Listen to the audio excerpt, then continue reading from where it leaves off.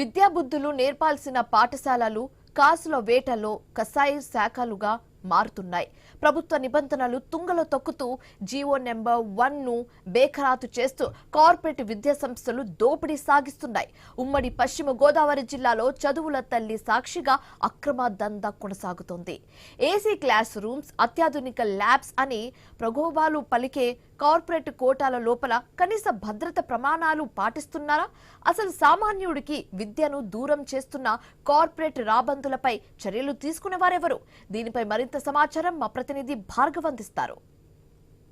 Corporate స్కూళ్ల దోపిడీ ఉమ్మడి పశ్చిమ గోదావరి జిల్లా వ్యాప్తంగా జరుగుతుంది. ఇక్కడ ఉన్నటువంటి జిల్లా కేంద్రమైన ఏలూరు, భీమవరం, తాడేపల్లిగూడెం, నిడదవోలు, తణుకు ఇలా పట్టణ ప్రాంతాలతో పాటు పల్లె ప్రాంతాల్లో కూడా కార్పొరేట్ స్కూళ్ళు మాయాజాలం అయితే ప్రారంభమైందని చెప్పొచ్చు. ఇప్పటికే ఇటు వేసవి సెలవులు ప్రారంభం కావడం, మళ్ళీ జూన్లో విద్యా సంవత్సరం ప్రారంభం కావడం నేపథ్యంలో ఇప్పటి నుంచే ఫీజుల భారాలను పెంచి తల్లిదండ్రుల నుంచి ముక్కుపిండి వసూలు చేసినట్లు మనకు సమాచారం అవుతుంది. ఐ న్యూస్ ప్రత్యేకించి కూడా విద్యార్థుల సమస్యలపై ప్రత్యేక దృష్టి పెట్టింది. ప్రస్తుతం విద్యార్థి సంఘాల నాయకులు అందరూ కూడా మనతో ఉన్నారు. చెప్పండి, ఏంటి అసలు ఇక్కడ ఉన్నటువంటి ప్రభుత్వం మారింది, దాదాపు 2 ఏళ్ళు అవుతుంది. విద్యా వ్యవస్థలో మార్పులు ఏమైనా వచ్చినాయా? విద్యాశాఖ మంత్రి పనితీరు ఎలా ఉంది? సార్, పేదలకి ఈ రోజున కార్పొరేట్ విద్య అనేది అందని ద్రాక్షలా తయారైంది. ఎందుకు ఈ విషయం చెప్తున్నానంటే, ఎల్కేజీ సీట్ వచ్చి ₹1,00,000, యూకేజీ సీట్ వచ్చి 10,000 పెంచుతున్నారు. అలాగా సంవత్సరానికి ఒక 10,000 పెంచుతూ లక్షలు ఈ రోజున మెరుగైన విద్య వస్తుందని చెప్పి కార్పొరేట్ స్కూల్లో జాయిన్ అయ్యే ప్రతి పేద మధ్యతరగతి కుటుంబాలలో ఈరోజు విద్య అనేది అందని ద్రాక్షగా మిగిలిపోయింది. ప్రొఫెసర్ కంచం ఐలయ్య గారు ఒక మాట చెప్పారు, ఏ రోజైతే పేద ప్రజలకి విద్య అనేది కార్పొరేట్ సంస్థల చేతుల్లోకి వెళ్తుందో ఆ రోజున ప్రతి ఇంట్లో పుట్టే ఐన్స్టీన్ని, ప్రతి ఇంట్లో పుట్టే అంబేద్కర్ లాంటి గొప్ప జ్ఞానిని కోల్పోతామని తెలియజేశారన్న. అంటే దాని అర్థం ఈ రోజున టాలెంట్ ఉన్న పేద ప్రజలు ఈ రోజున ప్రైవేట్ స్కూల్లో చదువుకోవాలంటే లక్షలు తగలేయడం. టెన్త్ అయితే మరీ దారుణమైన పరిస్థితి. 3 లక్షలు 4 లక్షలు ప్యాకేజీ చొప్పున ఈ రోజున ఉమ్మడి పశ్చిమ గోదావరి జిల్లాలో పేద ప్రజల కడుపు కొడుతున్నారు. దీన్ని మారాలంటే నేపాల్లో కొత్త ప్రభుత్వం గవర్నమెంట్ ఫామ్ చేసింది. వాళ్ళు ఏం చేశారు, 1 నుంచి 5 వరకు ఫ్రీ పెట్టారు కార్పొరేట్ స్కూల్లో కూడా. అలాగే 5 నుంచి 10 వరకు వాళ్ళు గవర్నమెంట్ డిసైడ్ చేసిన రేట్లు మాత్రమే ఫీజుగా నిర్ణయించాలని చెప్పారు. ఖచ్చితంగా ఈ రోజున ఆంధ్రప్రదేశ్లో కూడా అదే అవలంబించాలి. ఎందుకు ఈ విషయం చెప్తున్నానంటే, ఈ రోజున ప్రభుత్వంలో ఉండే మంత్రులు కానీ ప్రతి ఒక్కరు విద్యా సంస్థల మీద ఆధారపడి వాళ్ళు జీవనం కొనసాగిస్తున్న పరిస్థితి ఉంది. వాళ్ళు చెప్పాలనుకున్నా, వాళ్ళు చేయాలనుకున్నా, గవర్నమెంట్ స్టాండ్ తీసుకోవాలనుకున్నా 2 నిమిషాల పని. కానీ ఈ రోజున చేయట్లేదంటే మధ్యతరగతి కడుపులు కొట్టడానికి ఈ ప్రభుత్వం ఆలోచిస్తుందని తెలియజేసుకుంటూ మరొకసారి ప్రభుత్వాన్ని రిక్వెస్ట్ చేస్తున్నా, ఎంతో టాలెంట్ ఉన్న పేద ప్రజలు వాళ్ళ ఉన్నత చదువుల కోసం కార్పొరేట్ స్కూల్లో జాయిన్ అవ్వాలని కోరుకుంటారు. రెక్కాడితే కానీ డొక్కాడిన కుటుంబాలు ఎన్నో ఉన్నాయి. దయచేసి వాళ్ళు కడుపు కొట్టకుండా వాళ్ళ విద్యని కాపాడడానికి ప్రభుత్వమే ఒక లిమిటెడ్ ఫీజుని ఏర్పాటు చేసి ఆ జీవో విడుదల చేయాల్సిందిగా కోరుకుంటారు. జిల్లాలో విద్యార్థుల పరిస్థితి ఎలా ఉంది? విద్యార్థుల తల్లిదండ్రుల మీద భారం ఏ విధంగా పడుతుంది? ఆల్రెడీ కొత్త వ్యాపారానికి తెరలేపుతున్నారు. 2026-27 సంబంధించి ఇంకా ప్రభుత్వం నోటిఫికేషన్ విడుదల చేయలేదు, ఇది కొత్త అడ్మిషన్లు చేసుకోమని.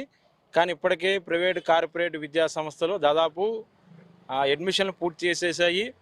దానికి సంబంధించిన హోర్డింగ్లు పెట్టేశారు. అట్లాగే ఇంటింటికి కూడా మండుటెండలో టీచర్లని కూలీలా ఈరోజు తిప్పుతా ఉన్నారు. దాన్ని ప్రత్యక్షంగా అనేక సందర్భాల్లో మేము చూసాం.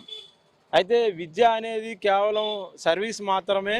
ఏదైతే పాఠశాల ఉందో దాన్ని నడుపుకోవడానికి మాత్రమే, అట్లాగే స్కూల్లో ఉన్నటువంటి టీచర్లకి ఫీజులు ఏదైతే జీతాలు ఇవ్వాలో వాటి మెయింటెనెన్స్ వరకు మాత్రమే ప్రభుత్వాలు వసూలు చేయమని జీవో నెంబర్ 1లో చాలా స్పష్టంగా ఉంది. కానీ ఈరోజు ప్రభుత్వ విద్య అనేది, అదేవిధంగా విద్య అనేది సర్వీస్ కాకుండా ఈరోజు కమర్షియల్గా తయారైపోయిన పరిస్థితి కనబడుతూ ఉంది.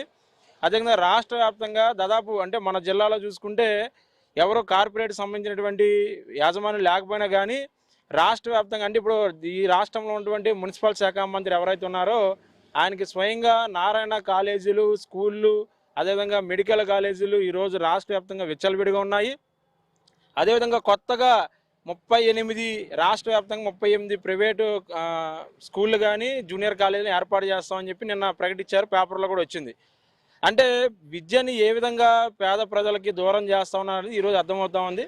ఒకవైపు ప్రభుత్వ పాఠశాలలో రోజు రోజుకి డ్రాప్ అవుట్లు పెరిగిపోతున్నాయి, విద్యార్థులకు సంబంధించినటువంటి విద్యార్థుల సంఖ్య తగ్గిపోతూ ఉంటే, మరోవైపు ప్రైవేటు పాఠశాలలో కార్పొరేట్ పాఠశాలలో విపరీతంగా విద్యార్థుల సంఖ్య పెరుగుతూ ఉంది. దానికి ప్రధాన కారణం ప్రభుత్వ పాఠశాలలో ఏదైతే లోపాలు ఉన్నాయో వాటిని ప్రభుత్వం సరిదిద్దకపోవడం ఒకటైతే, ఇంకోటి ఈ రాష్ట్రంలో ఉన్నటువంటి ఎమ్మెల్యేలు కానీ మినిస్టర్ కానీ స్వయంగా ప్రైవేటు పాఠశాల ఫంక్షన్లకు వెళ్ళి 30 సంవత్సరాల యానివర్సరీలకు వెళ్ళి, అదేవిధంగా ప్రైవేటు పాఠశాల రిబ్బన్ కటింగ్లకు వెళ్ళి, అదేవిధంగా భూమి పూజలకు వెళ్ళి ఈరోజు ప్రైవేటు పాఠశాలని ఎంకరేజ్ చేస్తూ ఉన్నారు.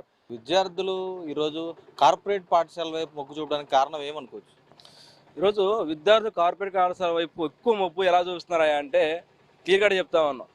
ఇంటర్ ఏదైతే అడ్మిషన్ స్టార్ట్ అవ్వక మునిపే ఈ ఫ్యాకల్టీని వాళ్ళని కూలి వాళ్ళలాగా అందరు వీళ్ళ దగ్గరికి పంపించి వాళ్ళని అడ్మిషన్ చేయించండి అని చెప్తా ఉన్నారు. రెండోది, మేము అడిగే క్వశ్చన్ ఏంటయ్యా అంటే అధికారులు కానీ అది ఇంకోనైనా సరే అడిగే క్వశ్చన్ ఒకటి, హై స్కూల్ ప్రైవేటు కాలేజ్ అయినా గవర్నమెంట్ కాలేజ్ స్కూల్స్ అయినా ఏ సెక్టర్ అయినా సరే, ఇప్పుడు ఉదాహరణ 10th క్లాస్ ఉంది, 10th క్లాసు చైతన్య, నారాయణ, భాష్యం, ఎన్ఆర్ఐ అనేక విద్యా సంస్థలు ఉన్నాయి. వీటన్నిటికి దాంతోపాటుగానే గవర్నమెంట్ స్కూల్లో ఉన్న పిల్లవాడికి ఫైనల్ ఎగ్జామ్ పేపర్ ఒకటే, క్వశ్చన్ ఒకటే, ఆన్సరు ఒకటే. రెండోది దిద్దే పేపర్ వ్యాలిడేషన్స్ కూడా ఒకే పర్సన్. అలాంటప్పుడు గవర్నమెంట్ విద్యా సంస్థలకు ఎందుకని మార్కులు ఎక్కువ వస్తున్నాయి, ప్రైవేట్ విద్యా సంస్థలు ఎందుకని మార్కులు ఎక్కువ వస్తూ ఉన్నాయి? మొన్న వదిలిన ఇంటర్మీడియట్ ఫలితాల్లో ప్రైవేట్ విద్యా సంస్థలు హైయెస్ట్ మార్కులు వచ్చినాయి, గవర్నమెంట్ విద్యా సంస్థల వరకు చాలా తక్కువ ప్రైవేట్ మార్కులు వచ్చాయి. ఇంకో పక్కన మనం టాపిక్ వస్తే కేవలం ఫీజులు ఏ విధంగా ఉన్నాయి, కార్పొరేట్ విద్యా సంస్థలు ఏ విధంగా ఉన్నాయని చెప్తే, ఈరోజు చైతన్య క్యాంపస్కి వెళ్ళండి లేదా నారాయణ క్యాంపస్కి వెళ్ళండి, పిల్లలు 200 మంది ఉంటే 20 బాత్రూమ్లు ఉంటాయి. 200 మందికి 20 బాత్రూమ్లు ఏ విధంగా సరిపోతూ ఉంటాయి? ఆడపిల్లకి కలిపి మగపిల్లకి కలిపి 20 బాత్రూమ్లు ఉన్నాయి. అంటే మగపిల్లకి 100 మందికి 100 బాత్రూమ్ 10 బాత్రూమ్లు, మగపిల్లకి ఇంకో 10 బాత్రూమ్లు ఈ విధంగా సరిపోతాయి. రెండోది, వాటర్ ఫెసిలిటీ కూడా అనంత మాత్రమే. పేరెంట్ ఒక వాటర్ పట్టించి ఈ నీళ్ళు నువ్వు మధ్యాహ్నం వరకు తాగు, మధ్యాహ్నం నుంచి ఇంకో బాటిల్ ఇస్తా అన్నాడు. అంటే ఆయన అక్కడ డ్రింకింగ్ ఫెసిలిటీ కూడా ఏమైనా పరిస్థితిలో ఉంది. ఇరికిరి గదుల్లో కూర్చోబెట్టి ఏదో ఒక స్క్రీన్ ఒకటి ఏర్పాటు చేసి మేము డిజిటల్ క్లాసులు చెప్తున్నామని చెప్తా ఉన్నారు. డిజిటల్ క్లాస్కి ఎంత అవుతుంది? ఏమి కాదు అక్కడ. కానీ ఇక్కడ ఒక పక్క నుంచి విద్యార్థుల దగ్గర నుంచి అనేక రూపాల్లో డబ్బులు వసూలు చేస్తూ ఉన్నారు. ఇంకో పక్కన యాప్ అంట, నారాయణ కాలేజ్ స్కూల్ కానీ చైతన్య స్కూల్ కానీ ఒక యాప్ పెట్టారు. యాప్ పెట్టి యాప్ రూపంలో నుంచి మీరు యాప్ వాడపైన మాకు సంబంధం లేదు, ఆ యాప్లో మేము డైలీ ప్రోగ్రామ్ అప్డేట్ ఇస్తాం, ఆ యాప్కి సంబంధించి మీరు 4000 కట్టాలని చెప్తా ఉన్నారు సంవత్సరానికి. అది ఏ విధంగా కడతాడు? ఇప్పటికే ఒక పక్కనేమో తక్కువ ఫీజు కడతాము, మీకు ఎట్లాగో 15,000 గవర్నమెంట్ ఇస్తుంది కదా అని చెప్పేసి చెప్తూ, మేము 15,000 మీకు గవర్నమెంట్ ఇస్తుంది కాబట్టి మేము 15,000 ఇస్తాం, మొత్తం 30,000-40,000 రూపాయలు చెప్పి వసూలు చేస్తున్నారు. ప్రభుత్వం 15,000 ఇస్తుందా? 2,000 తగ్గించి మరి ఇస్తా ఉంది. ఆ 2,000 దేనికాయ అంటే స్కూల్ మెయింటెనెన్స్ అనో ఇంకోటి కూడా అని చెప్తున్నారు. అంటే విద్యార్థి సంఘాలు పోరాటాలు చేస్తున్నాయి, ఇన్ని సమస్యలు ఉన్నాయి, ఏం చెప్తుంది ప్రభుత్వం? ఈ మధ్యకాలంలో కూడా ఈ ప్రైవేట్ కార్పొరేట్ విద్యా సంస్థల్లో విద్యార్థుల నుండి అధిక ఫీజులు వసూలు చేస్తున్నారు, అక్రమ అడ్మిషన్లు చేస్తున్నారు. అదే విద్యా సంస్థలో పనిచేసినటువంటి అధ్యాపకుల నుండి ఇంటింటికి పంపించి డోర్ టు డోర్ క్యాంపెయిన్ చేసి అడ్మిషన్ తీసుకురండి, మీకు 10,000 ఇస్తాం అని ఒక టార్గెట్ పెట్టి వాళ్ళు చిత్రహింసలు పెడతా ఉన్నారు. అనేక సందర్భంలో కూడా డిఏఓ గారికి ఆర్ఐఓ గారికి చాలా సందర్భాలు చెప్పాం, సార్ ఇది కరెక్ట్ కాదు, అడ్మిషన్ టైం కాదని చెప్పే పద్ధతిలో కూడా అని స్పందించుకోకుండా మేము వాళ్ళకి సపోర్ట్ చేస్తూనే ఉంటాం. మీ చేతనైంది చేసుకునే పద్ధతిలో ఇక్కడ విద్యాశాఖ అధికారులు తయారవుతూ ఉన్నారు. అంటే డబ్బు పట్టు, అదే డబ్బు కట్టు, అడ్మిషన్ పట్టు అనే పద్ధతిలో ఇక్కడ ఉన్నటువంటి కార్పొరేట్ విద్యా సంస్థలు బాగా విపరీతంగా కొనసాగుతూ ఉన్నాయి. అయితే నారా లోకేష్ గారు ఎడ్యుకేషన్ మినిస్టర్ అయిన కాడి నుండి ఆయన చేసినటువంటి ఏది కూడా ఎక్కడ కనబడట్లేదు. ఎగ్జాంపుల్కి ఏంటంటే, ఇప్పుడు మన సోదరులు చెప్పినట్టుగా నారాయణ, శ్రీ చైతన్య, భాష్యం, శశి, ఆక్స్ఫర్డ్ ఎలాంటి కార్పొరేట్ విద్యా సంస్థలు పెంచి పోషించడానికి తప్ప ప్రభుత్వ విశ్వవిద్యాలయాల్లో ఉన్నటువంటి సమస్యలను పరిష్కరించడం కానీ, హాస్టల్లో ఉన్నటువంటి ఒక మెచ్చార్జీల సమస్యల గురించి కానీ, అలా హాస్టల్లో మౌలిక సదుపాయాల గురించి కానీ ఏది కూడా ప్రభుత్వ పాఠశాలలు కానివచ్చు, హాస్టల్ కానివచ్చు, వీడు ప్రభుత్వంలో ఉన్నటువంటి ప్రతిదీ కూడా గాలికి వదిలేశారు. ఈ కార్పొరేట్ విద్యా సంస్థలు ఎందుకు పెంచి పోషిస్తున్నారని అంటే, వీళ్ళు ప్రభుత్వానికి బతికించాలి కాబట్టి, వాళ్ళకి ఫండ్స్ ఇవ్వాలి కాబట్టి. నారాయణ విద్యా సంస్థలు ఎవరు? నారాయణ మంత్రే కదా. శ్రీ చైతన్య అతందే, నారాయణ అతందే, ఇప్పుడు ఎన్ఆర్ఐ ఆలిపాటి రాజా గారు ఆయనదే, మొత్తం వాళ్ళది. అంటే ఆయన యువగలం పాదయాత్రలో విద్యార్థులకు అనేక హామీలు ఇవ్వచ్చు, మేము అడిగేది విద్యార్థి సంఘాలు ఆడటం అనేది అన్యాయంగా మాట్లాడుతూ ఉన్నాను నారా లోకేష్ గారు. ఈ మధ్యకాలంలో మన పీడిఎస్ నాని గారు మాట్లాడుతున్న ఒక మాట మాట్లాడుతూ ఉన్నారు. ఏంటి నారాయణ చంద్రబాబు నాయుడు గారు ఒక బహిరంగ సభలో ఒక విద్యార్థిని ఎక్కడ చదువుకున్నారని అంటే నేను నారాయణలో చదువుకున్నాడని చెప్పి ఆ విద్యార్థి మాట్లాడుతూ ఉన్నారు. చంద్రబాబు కొరకు ఎందుకంత నా విద్యా సంస్థలకి కొమ్ముగాస్తూ ఉన్నాడు అంటే నారాయణ ఒక మంత్రి కాబట్టి వాళ్ళు మనకి ఇస్తున్నారు, మనం వాళ్ళకి సపోర్ట్ చేస్తున్న పద్ధతిలో బ్రహ్మాండంగా ఉంటుంది. నారాయణ శ్రీచంద్ర ఇంకా బ్రహ్మాండంగా ఉంటాయి. ఇలాంటి ఆటల్లోనే చదువుకోండి, మీరు నాశనమైనా పర్లేదు, మనకి పార్టీ సపోర్ట్గా ఉందనే పద్ధతిలో ఇక కూటమి ప్రభుత్వం తయారవుతూ ఉన్నారు. కాబట్టి మొన్న కూడా ఈ సప్లిమెంటరీ ఏదైతే ఇంటర్మీడియట్ పబ్లిక్ అయిపోయిన తర్వాత సప్లిమెంటరీ విద్యార్థుల నుండి అనేక విద్యా సంస్థల్లో ఫీజులు దండుకుంటూ ఉన్నారు. ఆర్ఐ గారికి ఫోన్ చేశాం. మన ధర్మాజిగూడలో ప్రతిభా కాలేజీలో కూడా ఇదే 2 రోజుల్లో గడువస్తూ ఉంది. 10 మంది పిల్లలు దాదాపు ఇంటర్మీడియట్ సప్లిమెంటరీ ఎగ్జామ్ ఫీజు 600 ఉంటే దాదాపు 2000 3000 కలెక్ట్ చేస్తూ ఉన్నారు.